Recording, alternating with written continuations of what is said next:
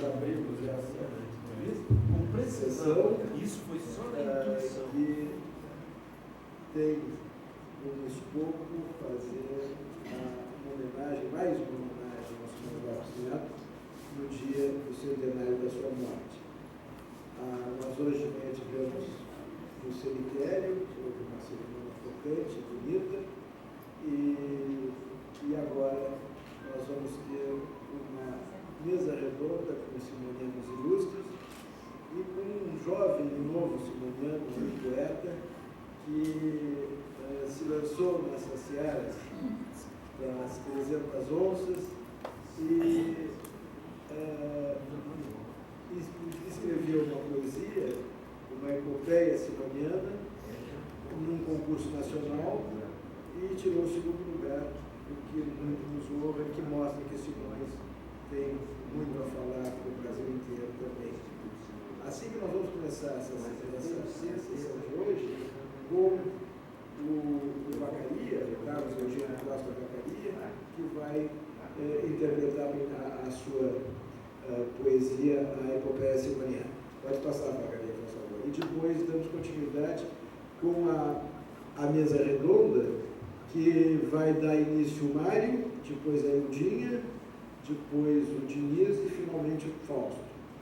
Eu dou de novo boas-vindas a todos e dizendo, como sempre, que este instituto vive dos seus associados que contribuem com as suas mensalidades e das empresas amigas.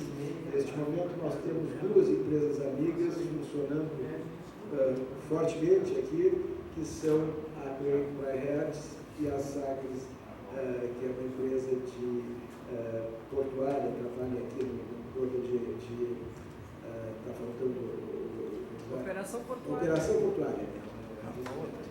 A equipe que se engajou nesse sistema aí para poder nos ajudar. Muito bem, vamos iniciar então, dando a palavra ao Vacaria. Precisa? Não precisa. Ok. Uma boa noite a todos, ilustres autoridades, ilustres simonianos, que são alicerces dessa casa que mantém vivo a memória do capitão, amigos das letras, Academia Peloteiros, pessoal do clipe, e em especial aos meus confrades, às minhas confreiras, do Instituto Francisco Lobo da Costa, que se faz presente através da sua presidente, professora Angela Saper, e da secretária Rosana. Quando eu compus essa poesia, para participar desse concurso que o presidente Mazalente citou, a minha maior aspiração era que tivesse um pelotense, ou um representante de Pelotas, entre os 10 selecionados que fazem parte do livro, que é a Essência da Poesia Crioula, que irá publicar. E graças a Deus eu tive a honra de poder ser classificado, e melhor ainda, de ficar em segundo lugar entre concorrentes de todo o nosso país. Isso me orgulhou demais, e é uma forma de agradecimento que tenho à cidade de Pelotas, já que eu sou de Vacaria, e adotado por Pelotas, eu recebi em 2010 o título de cidadão pelotense. O meu agradecimento a essa terra que me acolhe e que me mantém sempre altivo e poetizando. Epopeia simoniana. Na Pelotas de antanho, a capital da cultura, nasceu a grande figura do nosso regionalismo, semeador do civismo, das letras, amigo dileto, o príncipe da literatura, João Simões Lopes Neto. Era o apogeu do charque, e assim o tempo perpassa, quando na estância da graça alicerçou seus afãs. Com os pais e as irmãs, semeou sua grandeza em constante e fecunda relação com a natureza. Mas o tempo foi passando, em idade escolar, João precisou mudar para o estudo na cidade. E mais tarde, pela vontade de seu avô fazendeiro, adentra a escola Pio, lá no Rio de Janeiro. De volta à Princesa do Sul, retornou para a estância para poder matar a ânsia que teimava em lhe judiar. Pôde a saudade abrandar, amanhecer com o sol, inspirar-se com o silêncio que anunciava o arrebol. E foi no jornal A Pátria que Simões Neto iniciou. E 2 poemas publicou mostrando sua inspiração. Depois inaugurou a sessão chamada Balas de Estalo, onde nomes unidos ao riso ficavam a representá-lo. João Ripou, João Riforte, João Rigago, João Ri com Fé, e os versos em triolé divertiam o leitor. Sátiras com bom humor flamejavam alegria, demonstrando o grande autor que no futuro seria. Em 92, a aura empresária com ideias me convence. E a vidraçaria pelotense no MUPA logo inaugura, porém poucos anos dura, e a veia empresarial dá lugar à criação de peças para truco do caixeral. No mesmo ano, o amor queima no peito qual brasa, e com Francisca se casa um par eterno formando. Ao verem o tempo passando, surge então uma luz divina que fuge com a chegada e adoção de Firmina. Entre ideias e escritos, os sonhos mantinha vivo, e o teor corporativo volta a lhe dar razão. Funda a companhia de destilação, café cruzeiro na vitrina, cigarros marca Diabo e o antiparasitário Tabacina. Nenhum obteve êxito apesar de seu labor, mas sua sina de escritor fazia-o brilhar ao sol. Como Serafim Bemol, seu pseudônimo então, cria o folhetim Mandinga, prosa urbana de ficção. Dedica-se à dramaturgia com entusiasmo de fato, escreve a peça do ato, Michórdia e Bacharéis, e assim colhe os lauréis da literária seara, em dupla com Gomes Mendes e anônimo Moura Rara. Na alma, aspirações legadas pelo lirismo, e assim semeou o civismo através de conferências. A todos dava ciência, e a ideia então se debuxa, descrevendo seu orgulho nas laudas de terra gaúcha.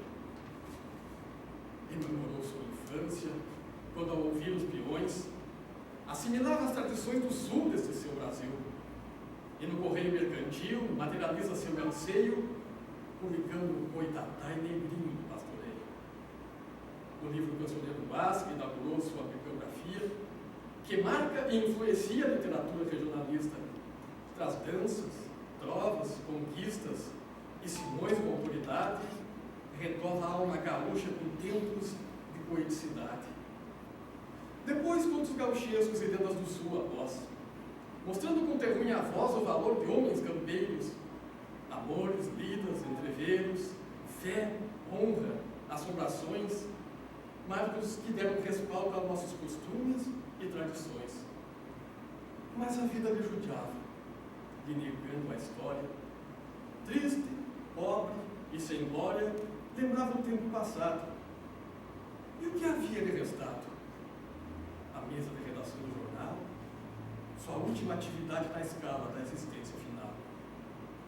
1916, 14 de junho, a data. A tristeza fez sonata com acordes e lamentos. Brandos ficaram nos ventos, sobrando saudade e afeto. Partiu para a querência eterna João Simões Lopes Neto. Sem ter o reconhecimento que esperou de verdade, diziam nas ruas de sua cidade que ele grande coisa não era. Vivia da sorte em espera, tendo as letras por sacerdócio, e culpavam-nas por seu fracasso como um homem de negócios. Mas a justiça não falha, embora possa tardar, e o tempo pôde testemunhar a vitória então alcançada. Obras suas foram publicadas e pelo mundo acolhidas, para então em várias línguas elas serem traduzidas. Sua lira venceu o tempo, ultrapassando fronteiras, e assim desta maneira auxiliou a divulgar nossa vida, linguajar, costumes e nossa história, eternizando para sempre a gauchesca memória. Destarte colhemos louros que em vida o mundo negou. A história lhe reverenciou eternizando seus feitos, recuperando o respeito por quem com seu bucolismo marcou um lugar de honra junto ao regionalismo. Mil graças, Simões Lopes Neto, por ao mundo ter mostrado que quem nasce neste estado orgulha-se de suas raízes, enquanto os regionais matizes erguerem letras e voz, tua lembrança será eterna e continuarás entre nós.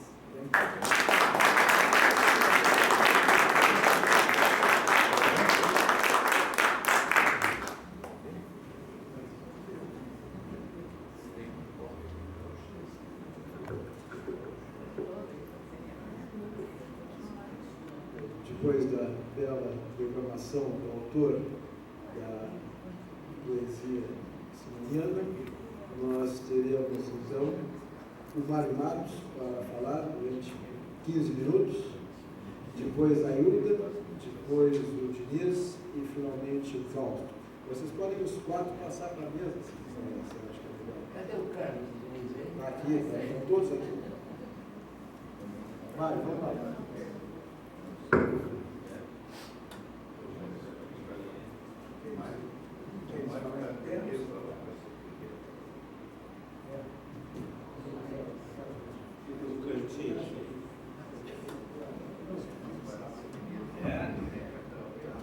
Pela ordem.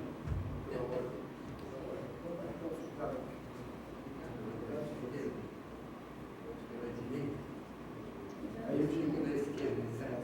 O Dinho, deixa o Dinho passar primeiro. Deixa a Hilda passar. Passei.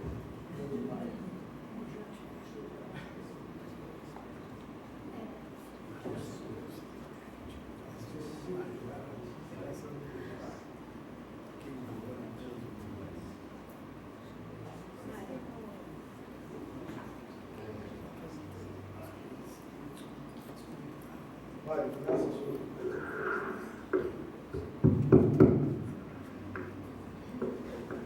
Boa noite a todos, prezados amigos. É com grande satisfação que eu encaro essa honra, a designação da diretoria do nosso Instituto, de falar nessa noite ao lado desses ilustres escritores que me acompanham. Estou com a fachada um pouco alterada. Pequeno acidente doméstico. Fui me agachar na cozinha, o chão limpo e tudo, para pegar um pedaço de fruta e jogar no lixo.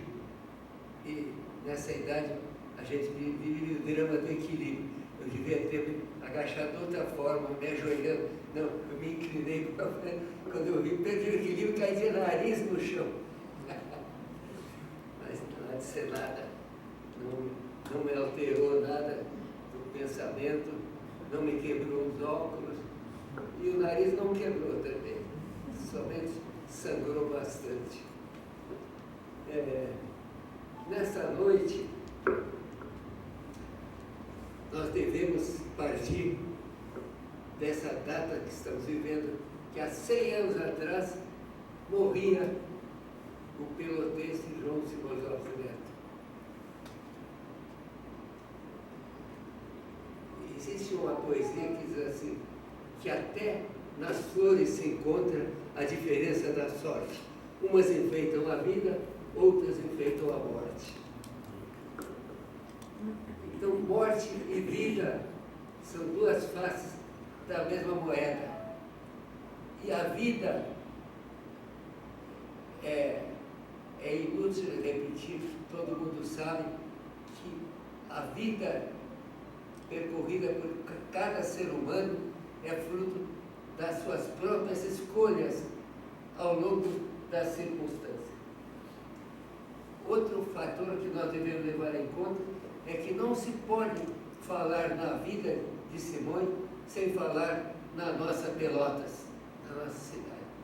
Simões também foi um fruto da nossa cidade, com todas as suas qualidades e defeitos. A nossa cidade criou um gênio. E ele, de uma família rica. No entanto, foi um homem pobre, materialmente pobre, porque o seu avô viveu até a avançada idade e Simões chegou a casar com o avô vivo e segurando a fortuna. O seu próprio pai vivia com dinheiro curto. E foi ele que ajudou o casamento do filho. Está aqui o nosso querido escritor Carlos Sica Diniz, que tem autoridade para tratar melhor desse assunto do que eu. Mas uma coisa que eu queria falar também, que o ilustre pelotense, falecido no fim da década de 90, José Almeida Colares, ele acompanhava os seminários que nós fazíamos e ele dizia o seguinte, que no começo ele gostava mais do conto O Negro Bonifácio, mas com o correr dos anos ele percebeu, passou a gostar mais das 300 onças. E não é por acaso isso aí, que 300 onças eu acho que é o conto, se é que se pode dizer que existe um conto melhor do que o outro no seu valor, mas é o conto mais emblemático da paixão educativa e missionária com que Simões escrevia. Ele escrevia, fazia literatura, talvez sem o declarar, como missão. E não era muito consciente da avaliação dos produtos da sua inteligência.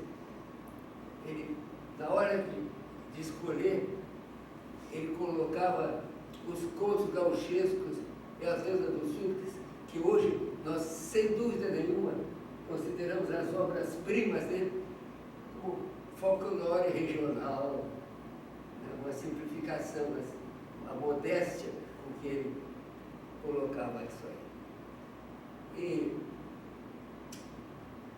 um outro fato que eu gostaria de lembrar é o seguinte, eu li há pouco tempo um livro que não está mais no meu poder, porque eu fiz presente, Exército de Cavalaria, de um judeu russo chamado Bedel, que foi assassinado por ordem do Stalin, né? Foi fuzilado.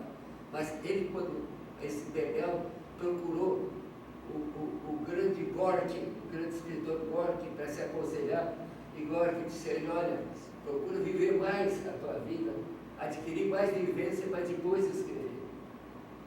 O Simões não se aconselhou com ninguém, mas ele escreveu essas obras-primas ao cabo de todo um processo de amadurecimento. De amadurecimento.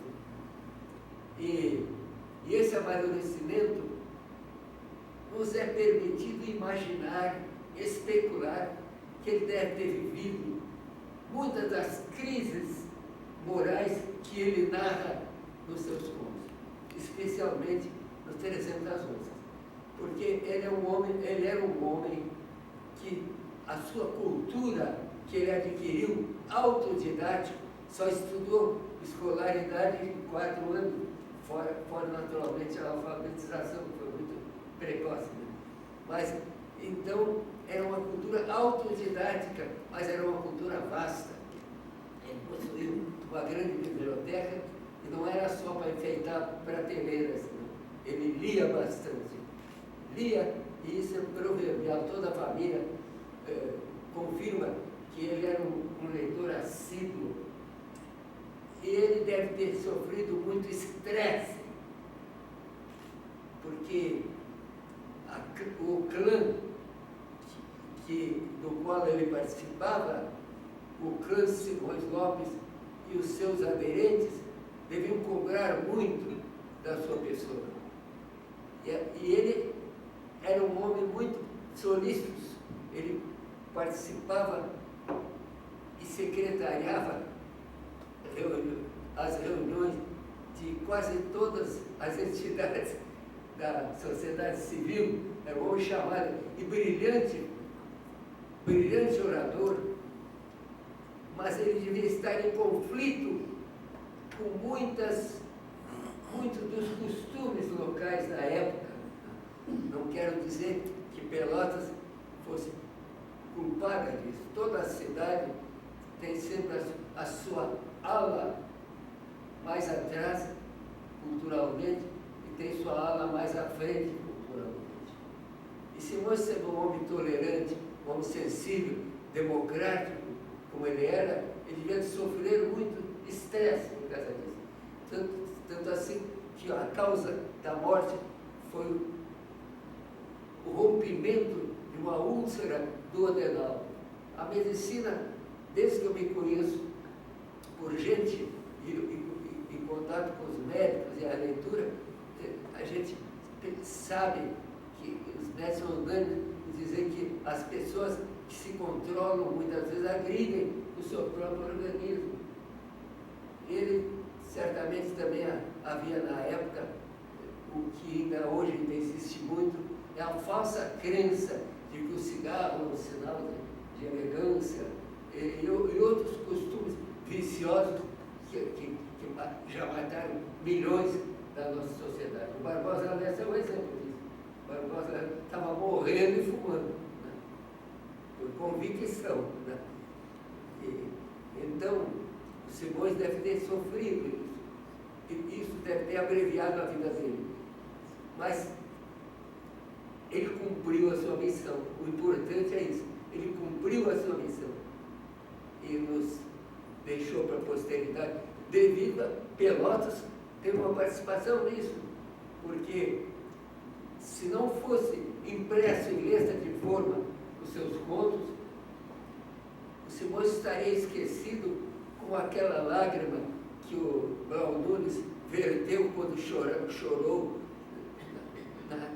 sobre o peso da desgraça de haver perdido a Guaiaca com as 300 onças. Ele teria se perdido na poeira que nem uma formiga saberia reconhecê-lo. Então, isso que eu tenho para dizer. Tenho para dizer que o meu amigo Paulo Costa, que é um dos nossos frequentadores, encontrando comigo no Café Aquário, eles comentavam que o Instituto Simões Lopes estava variando o seu repertório com filmes de cinema e tal. E ele disse, não, era bom mesmo, porque agora só Simões, tinha que variar mesmo. Eu responderia para o meu amigo Paulo Costa, é que você, Paulo Costa, você é um democrata, é um homem que gosta e viu com simpatia as sessões aqui do Instituto, mas você não se apaixonou, você não tem nenhum sentido de missão em relação ao Simões. Nós respeitamos isso, sabe? Isso cada um tem direito, né? Mas a verdade é essa, que para nós, cada dia que passa é uma maneira nova de ver o Simões Lopes Neto. O nosso amigo Carlos Diniz, que escreveu uma biografia muito rica a respeito de Simões Lopes, ele atestará isso na sua palestra. O prazer de tornar a visitar o Simões Lopes. Muito obrigado.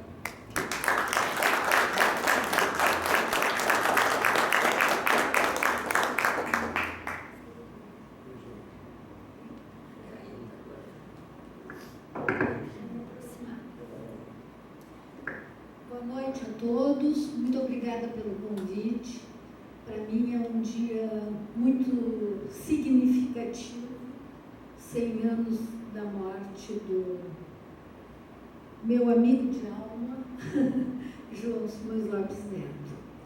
E o Antônio Carlos me falou que ia ter a mesa redonda e que ficaria em aberto para falarmos, né, no que preferíssemos. E ele sabe que eu estou terminando uma obra sobre a saga do meu sangue, a saga do sangue Simões Lopes. E ele falou, pois é, quem sabe, uma abordagem e tal. Realmente eu estou trabalhando o penúltimo capítulo de uma obra grande, 700 páginas, inclusive vai sair em 2 volumes. E realmente eu aprofundei muitos aspectos, tá? Pesquisei exaustivamente, encontrei contradições imensas, vários pontos em que a história oral não é confirmada pelos documentos, tanto que agora eu vou ter um trabalho adicional, porque eu já estava na metade do livro, quando isso começou a ficar muito gritante, e aí eu comecei, porque eu estou escrevendo em forma de romance, é um romance histórico. E aí eu resolvi botar as fontes, então eu coloco um número, não coloco pé de página, porque como é romance, para não quebrar o ritmo, mas ao final de cada capítulo o leitor tem a fonte da onde eu tirei aquela informação. Só que agora eu termino o livro e tenho que voltar à primeira parte e buscar, inclusive, muitas fontes que são teses de doutorado, algumas na Universidade de Belo Horizonte, porque a saga começa em 1718 em Minas, né? E, enfim, mas voltamos ao nosso foco de hoje. E ao aprofundar vários aspectos, eu parava muito e refletia muito sobre João Simões Lopes Neto, porque, como vocês, eu sou profundamente apaixonada pela obra dele. E cheguei assim a algumas conclusões, que não são conclusões, são teses, que vão ficar em aberto. Tá? Então, eu vou dividir uma parte pequena, assim, apenas alguns aspectos, algumas coisas que eu refleti, que eu pensei. E antes de chegar no que eu vou dizer a vocês, eu quero ressaltar duas abordagens sobre o Simões e sua obra, que eu acho que são fundamentais em se tratando da abordagem que eu vou fazer. Vamos começar por Augusto Meyer, tá?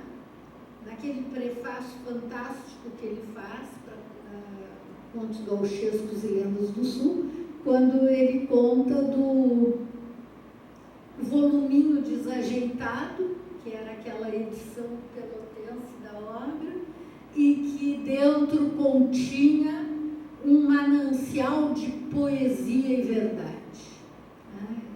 É perfeito, eu acho.